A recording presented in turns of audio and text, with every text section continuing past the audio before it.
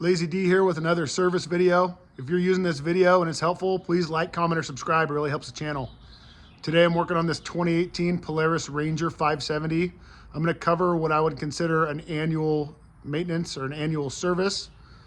There's going to be sections if you use the scroll bar at the bottom of the video, so if you want to jump to a specific section to get some help with what you're working on right now, it's a little bit easier to find. Stay tuned. Here are the service items I'm going to be covering in this video. The air filter maintenance is one that's a little bit more condition dependent than the rest of them. If you look in the manual, Polaris recommends to inspect the air filter daily or before each ride. You need to kind of be aware of your operating conditions and make a judgment call on this. Certain conditions like your wet season of the year, the air filter maintenance is going to be a lot less. But during the summer when it's really dry and dusty out, it could be a lot more. So you'll get a feel for this. This is one of the most important things to keep your eyes on, and one of the biggest reasons I see side-by-sides fail is poor air filter maintenance. Part of any good maintenance plan is keeping your vehicle clean. So before every service I do, I'm going to wash a machine. So I have a little setup outside that my pressure washer is always plugged in this little box. I can just get in here, open it up real quick, turn the water, fire it up. It makes it a lot easier than having to drag everything out. So I'm just going to wash everything down. This is going to make the quality of my work better because I'm not going to be getting dirt in anything I'm working on. It's also going to make everything a lot more visible when I'm working on it, so I can detect issues before they become a big problem. Also, I use a lift. Everything I'm going to do in this video, you will be able to do on the ground. A lift just makes this job a lot easier. You can see here I'm blowing everything out. So I really take the skid plates off and clean out as much as I can to make this job as clean as possible. If you're not sure what model year your Ranger 570 is, this is the passenger side front. If you come under this wheel well, there should be a tag here, and this is going to show me what year that this was manufactured. So this was January of 2018, so I know this is a 2018 model. These are the parts that I got to do this service. I purchased these through Amazon. There's tons of kits. If you search for service kits or maintenance kits, these will pop up. So this has the engine oil and filter and a crush washer for the drain plug, the demand drive fluid, which is for the front differential, the gear case lube, or the AGL, Polaris calls it, which is for the transmission, an air filter, and a spark plug. So find one of these kits. I think this one was about 120 bucks. They're pretty reasonable. You could put something together. As I'm doing this, I'll put the oil specs in each section, but it's pretty easy to just buy a kit like this and have it all come as one and not have to sort through what's what. So the engine oil drain plug, I'm looking at the passenger side right in front of the rear wheel. If you come down here at the bottom, there's this triangular shaped hole, and right here there's a 6mm Allen drain plug.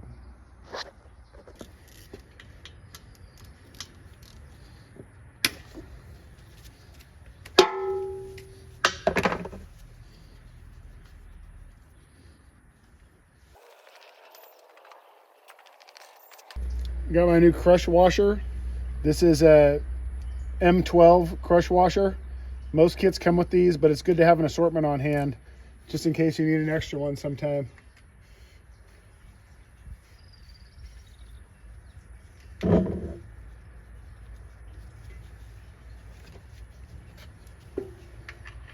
I'll tighten this to the torque. Looking at the side of your engine here, this is from the passenger side, that's your oil filter. If you are doing this on the ground, it may be a little easier to not take the skid plate off and just change this here. I would advise putting some rags underneath this so any oil that drips out is not going to soak on your skid plate and drip out after you're done with the job. Since I have the skid plate off and up in the air, I'm going to access this from right under here.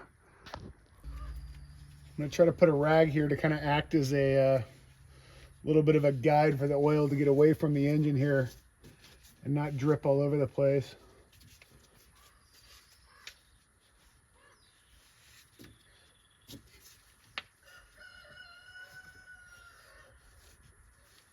I was able to get mine by hand.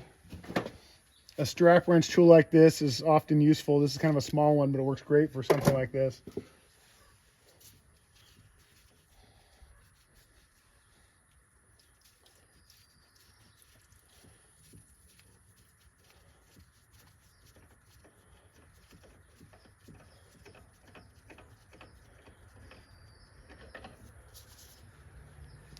So I'm going to make sure that the old O-ring off the old oil filter is not on the sealing surface.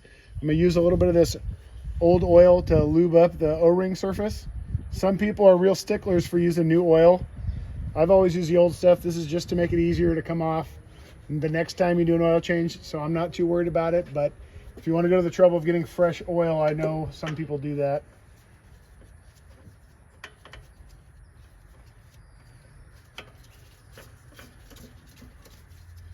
And then I'm just going to tighten this as tight as I can by hand, and that's going to be good.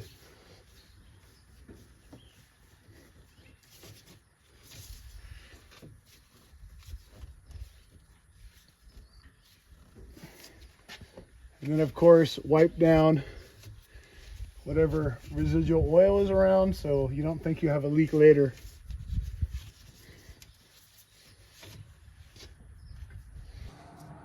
In order to access the engine to fill with oil, we're gonna have to lift up the bed. On the driver's side, there's a lever here. You're just gonna pull up and the bed should lift if this shock is in here pushing up on it. This cap here is where we're gonna fill the oil.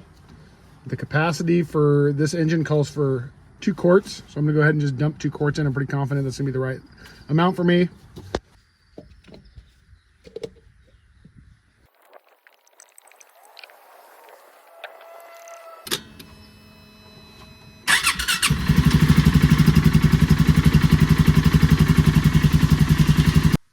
To check the oil, we're at the passenger side of the vehicle right next to the oil filter here. There's this yellow cap. This is gonna be your dipstick. Polaris calls to take this out, wipe it off, put it back, thread it all the way back in, and then take it back out to check the level correctly. So I've wiped it off. These are the marks we're shooting for. That's a low mark, that's a high mark. It's a narrow range here. I'm gonna go ahead and screw this back in. And then unscrew it. And look at our level. This one might be slightly high. It's a little bit above the high mark. I'm okay with that. If you want to creep up to this, maybe put in like 1.5 quarts and then run the engine and check it. You can get a lot closer, but I'm okay with this. And then to tighten it, just hand tight. Get it bottomed out with your fingers. It'll stop turning. That's good enough. Now I'm going to go ahead and service the front differential. At the front underneath, in between these 4 bolts here, which are your differential mounting bolts, this drain plug is right here. It's an 8mm Allen head.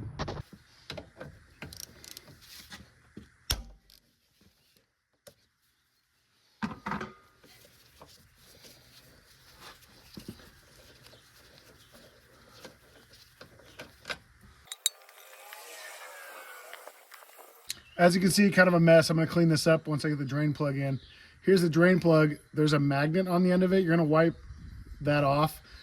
There's a few little shavings on here. This is nothing to be worried about. There's always going to be a little bit on here. So that's it, wiped clean.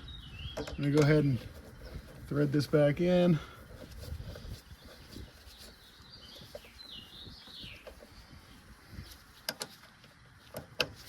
And then torque this.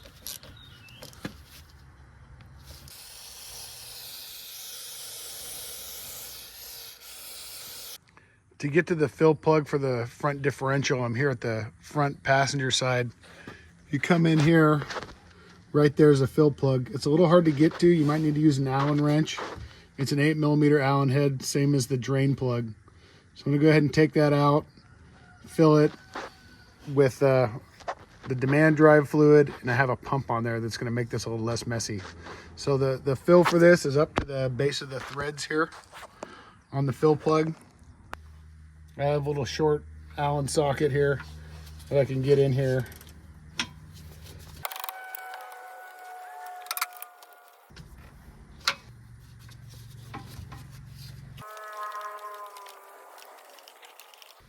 So you can see it's overflowing now. This is kind of messy here. So go ahead and put the plug back in.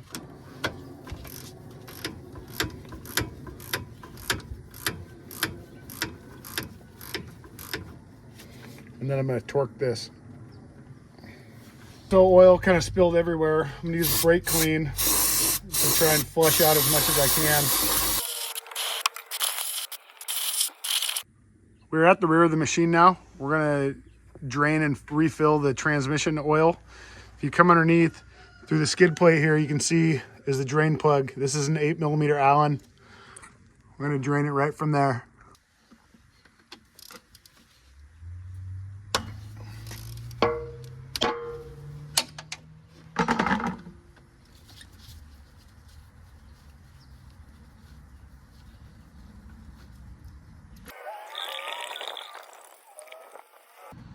Same as the front differential, this drain plug's got a magnet on it, so wipe it off. There's always going to be a little bit of metal on here, so don't worry too much unless there's some real big pieces.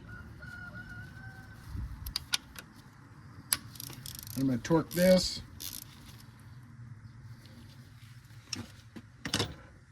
And then clean up. I'm going to take out our fill plug here, another 8mm Allen. That was quite tight. And then we're going to go ahead and fill this until the AGL fluid overflows. What I find to work really well for this, some of these maintenance kits come with a funnel like this that's expandable and kind of turns and can hold its position, and this threads onto the Polaris oil jugs. Also, if you need it to thread onto a smaller jug, you can cut off the larger threads and it'll thread onto a smaller oil jug. It might even thread on there without cutting it off. These are great to have though.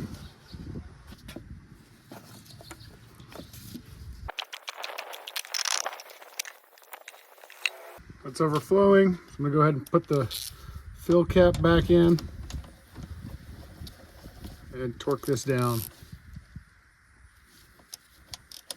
Same thing as the front, I'm gonna clean this oil off.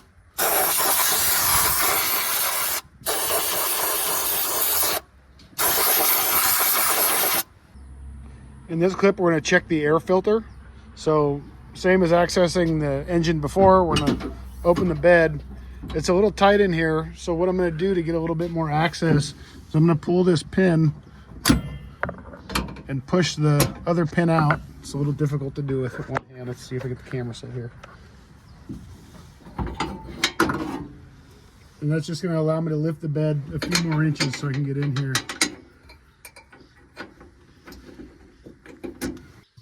To access the air filter, I'm going to pop the 2 clips off this box here. And then I'm going to lift up and this lid should pull out. There's a hose clamp right here that holds the air filter in place. It's either a 6mm metric or a flathead screwdriver.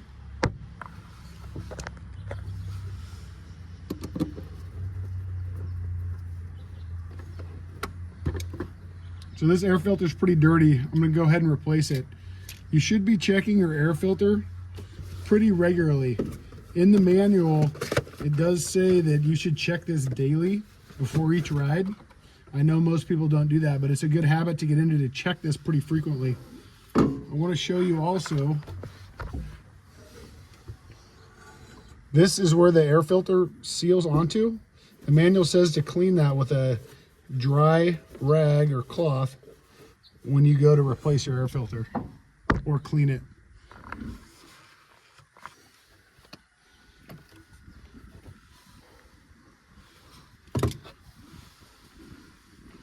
So I'm just going to make sure this is seated all the way up against the air box, and then I'm going to tighten this clamp back up.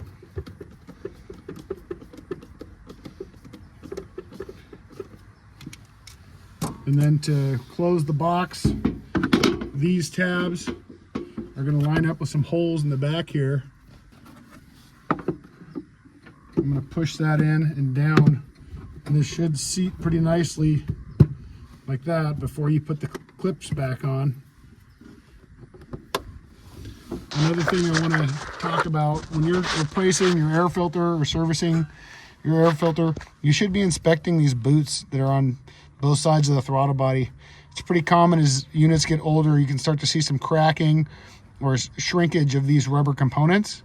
and you will have an air leak that could cause drivability issues.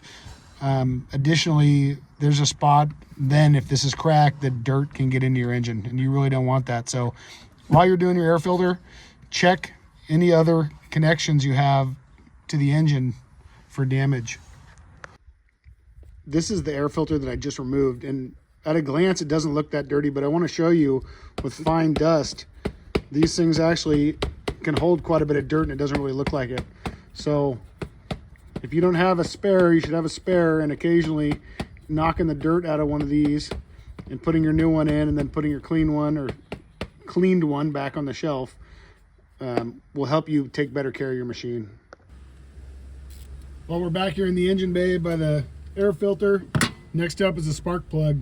So on the top of your valve cover here, your spark plug wire comes through the valve cover, and on top of the spark plug, you should be able to wiggle on this and pull it up. And you'll see when I pull this up, pretty typical to see like this, there's a lot of dirt in here. So when you take this spark plug wire off, you need to blow this out before you remove the spark plug, because if you remove the spark plug without it, there's a good chance that dirt's going to end up in your combustion chamber, exactly where you don't want it.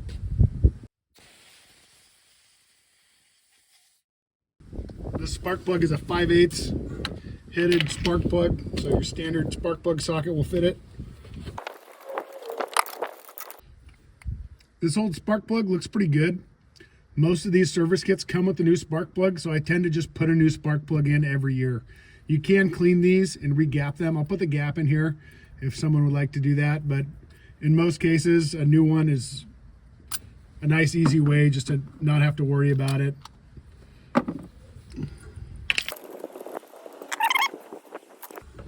And then I'm going to reinstall my spark plug wire.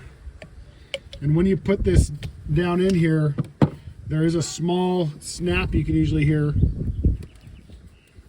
when it's on correctly. So make sure you get that on all the way. It should be pretty secure. We're looking at the exhaust in the back of the unit now, and I'm going to service the spark arrestor.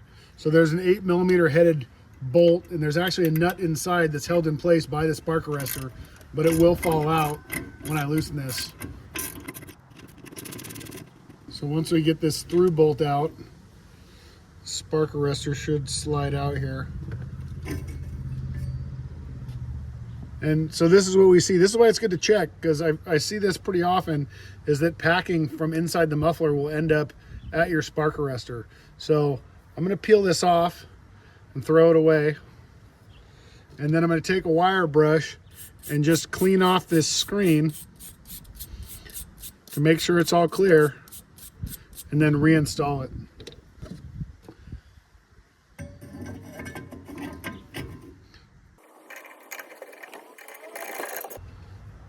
Just snug that up. It's a pretty small bolt, so you don't need too much. See if I can find the spec to put in here. This next section is kind of an overall inspection. I'm going to go ahead and pull all the wheels off this machine and then go through the inspection and the greasing.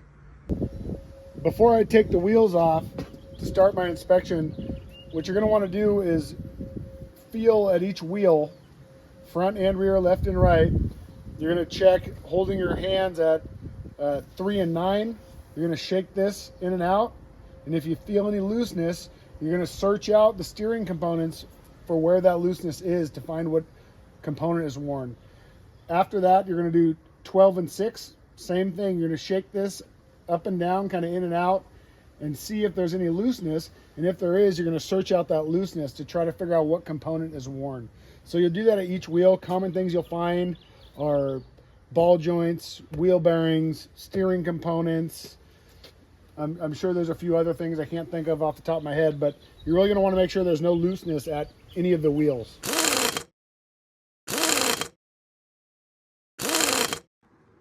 So with the wheels off, you're really going to want to take a good look at everything that you can. And it's hard to tell you everything you need to look at, but common things that I see are torn boots, such as steering boots or CV boots. Each wheel, front and rear, is going to have CV boots on each axle, inside, inner and outer.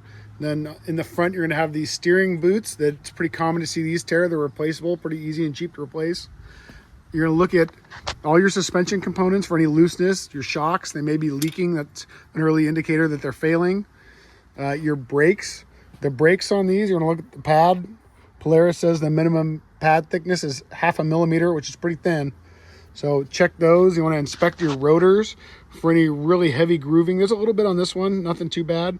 Potential cracking, you want to look for cracks at any of these vent holes. These bushings, control arm bushings you want to look at. Your differential, the U-joints for your front drive shaft. There's a lot of wiring, your brake hoses. Like, this is a good catch right here. This brake hose is normally attached up in here. It's no longer attached, and this is broken. So before this bike leaves my place, I'm gonna re-secure this brake line and make sure it's up out of the way. The other thing I noticed here, this connection goes down to your differential and is responsible for actuating your four-wheel drive. This is pretty loose in here. So I'm gonna re-secure this somewhere because I really don't like this flopping around like that. If I look up a little higher, I can see, and I'll probably be able to see this with the hood up as well, but this is the overflow hose that goes to your coolant reservoir, and it's not pushed on all the way. So that's something easy, just push it on. You could even put a zip tie on there to make it a little bit more secure as well. So coming around the front, here's our radiator. You're gonna wanna make sure you inspect your radiator, make sure that's clear. I see a lot of these that have foxtails and other kinds of stickers and grass that get stuck in there, mud, dirt. This thing is not gonna cool well if that's all plugged up. Around to the driver's side, now we can see our master cylinder. So you'd fill this from the top, but actually from the side over here, you can see there's a maximum and minimum level that you wanna maintain this at. So if you need to fill that, I'll put the spec in here for what the brake fluid is. You got some radiator hoses here. You want to make sure those are secure, not bulging or cracking. Early sign, you may want to replace those. It's a lot better to find them bad now than have one pop on the trail and be stuck with no coolant.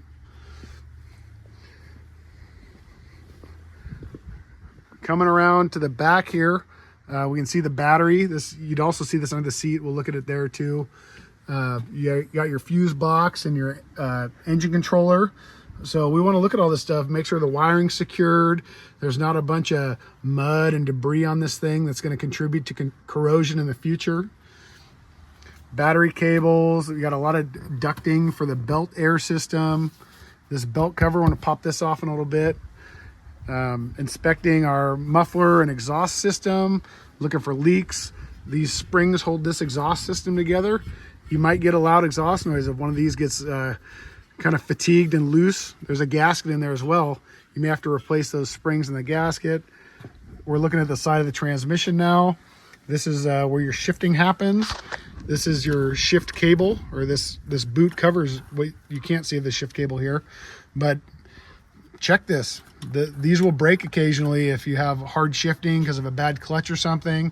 You may need to work on it. So you really just want to look around at everything. It's hard, like I said in the beginning of this clip, to mention everything that needs to be inspected, but do your best to look around. This is all the shocks have an adjustment. There's a tool in the toolkit. If you don't have it, you can also use like a pipe wrench or a pair of real strong channel locks, and you can adjust these. So this is the softest setting.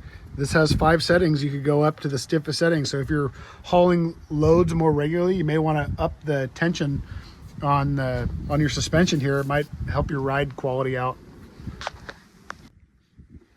Next part of my inspection is going to be under the hood. There's just 2 straps that hold this hood down, and the whole thing flops up and way up. So one thing I really like about these smaller mid-size Polarises is that there's a lot of access for all these components. So there's not a ton in here, but this is your voltage regulator. So this is converting the voltage that comes out of your charging system to DC power to charge your battery. This needs to stay clean. I see a lot of these, and this one's in a pretty good position, but some are lower on the bikes and they get mud in them, and then this thing cannot dissipate heat and it'll burn them up. Make sure that stays clean. Your cooling system, I saw the reservoir on this one's low. The coolant is still full.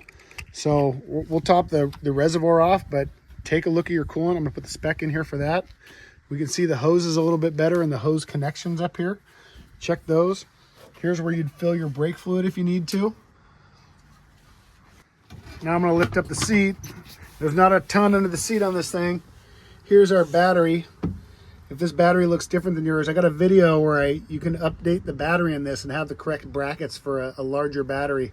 So check that out on my channel. But there's just, you know, there's some more cooling hoses down here that's got some clamps on them. You can check those out. This is your fuel tank, top of your fuel pump. You want to make sure that these hose connections and electrical connections are pretty clean and not damaged. Here's your fuse box. If you ever have something go bad, you're trying to diagnose a problem, you don't have power somewhere, this is a great place to start. There's a few fuses and relays in here to check out. So I guess what I'm trying to say is there's a lot of components to your machine, and you need to take some time when you're maintaining these things and servicing them to really just look at everything and try to start identifying single components. And before you know it, you'll be able to identify most of the components on your machine, and that'll make you better at taking care of it in the long term. And then if you ever have problems and you already know where these components are, it's going to make it a lot easier for you to figure out what is actually going on and why you're having a problem. In this clip, I'm just going to show you all the grease or lube points. So in the front, there's only a few on the lower control arms on each side. So I'm going to put the grease spec up here they call for. I just use red grease in most cases. 2 or 3 pumps or until a little bit's coming out from behind the bushings is plenty. And then I'm going to wipe all the grease fittings before and after. Wiping them before keeps the dirt from getting in when you're greasing, and after keeps dirt from building up on any grease you leave behind, because these things really live in dusty environments. In the rear, we have a few more. So the upper and lower control arms, front and rear on these, have grease fittings. And then the drive shaft has one just on the transmission output shaft, right there. And then on each side, the sway bar has a grease fitting. So same kind of thing, a few pumps until it's coming out, and then just wipe up after you're done. Now we're back at the belt cover. This is on your driver's side, right in front of the rear wheel. I have my rear wheel off for a little bit more access. I'm going to take all the perimeter bolts out. These are all 8mm head bolts. I'm just going to use an impact with a swivel socket. So once you get this off, the cover off, you're going to want to kind of inspect everything here. This is your primary clutch. This is your secondary clutch. What we're looking for is any loose components. On your primary, there's bushings in between this inner spider and the outer spider. And if you can twist this, and there's a lot of play in there, that means these bushings are worn on the outside. Also, there's weights in here that are supposed to move freely. You want to look at those. The secondary and the primary, actually, you're going to want to feel in on the sheaves here where the belt rides and make sure it's nice and smooth. It shouldn't be burned or cracked or have a bunch of gouges in it. So this all feels pretty good. Polaris calls, if you want to get this belt off without a tool, you're going to want to squeeze the belt together as much as you can, like I'm doing here, and then you should be able to pull this over the belt cover here and then get this belt off. So that's a pretty cool way. You could do that on the trail, super easy to change. You're going to want to make sure to put it back the same way it was. This one has writing. The Polaris was actually upside down. When I install a new belt, I'm always going to put the belt so I can read these from the outside. So just make note of that before you take it off. I'm going to put this belt back on real quick. Well, before you put the belt back on, you should check. There shouldn't be any burn marks. This surface on both sides is actually where the sheaves grab this belt. There shouldn't be any burn marks or cracks or hot spots or any frays or anything. So check it out. These can last quite a long time if you take care of them. So I'm going to go ahead and try to put this back on here. I should be able to just rotate this back in kind of the same way it came out. Pushing this down into the secondary as I go and twisting it.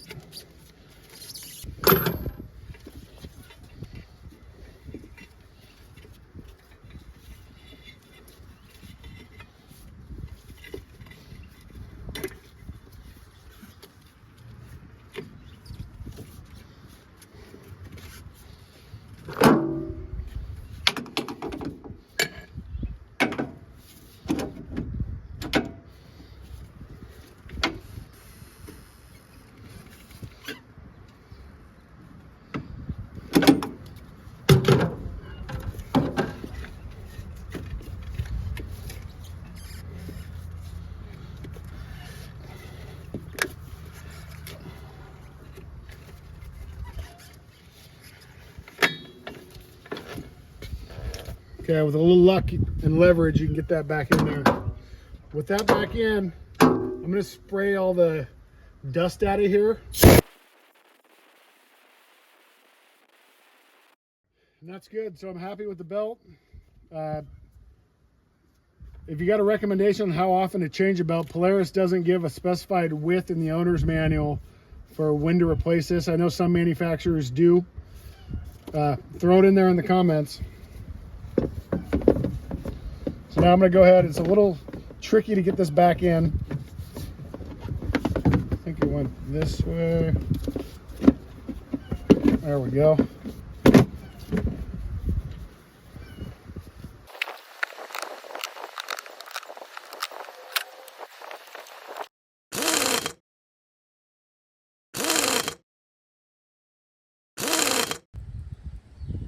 I'm all done with my maintenance. The last thing I'm going to show you here is actually two things. I'm going to show you how to reset the maintenance reminder and then how to set your clock, because I know the clock is one I see so many bikes that just say blinking 12 o'clock, it's never been set. So I'm going to go ahead and turn the key on. So right now we're on the odometer. So this thing has 2,300 miles. Everything you're going to do is with this one button. So I'm going to click the button, a quick click. That's the trip odometer. That's the engine RPM, temperature, the amount of hours on the unit. So this is our service reminder, and this reminder actually counts down. So we did our service 5 hours early. So in order to reset this, usually this wrench will pop up if your service is due when you're on any other screen. But when you're on the service hours screen, it's always going to be on. So I'm going to hold down this button, and it's going to go to 100. So if I hold it down again, it's going to set it for a 100-hour service interval. I can click through this. I can turn the service reminder off, or I can set it on any 5-hour increment from 5 to 100. So as I'm going to go back to 100. That's the kind of the norm. If you are in severe conditions and you want to put yours at 50, you would set this to 50. So now from the blinking 100, I'm going to hold down again. And now this is going to count down from 100 hours. When this finishes counting down, this wrench is going to stay on every screen on this display. To set the clock, you're going to go to your odometer. So this is showing our total miles. You're going to hold down on the button, and it's going to ask me what time it is. So for me, I think it's about 4:45 in the afternoon right now. So I'm going to go ahead and set this. Oh, went past it there.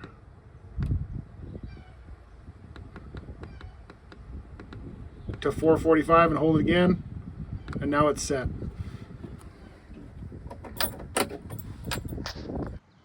Thanks for watching this video. I hope it was helpful to some people out there.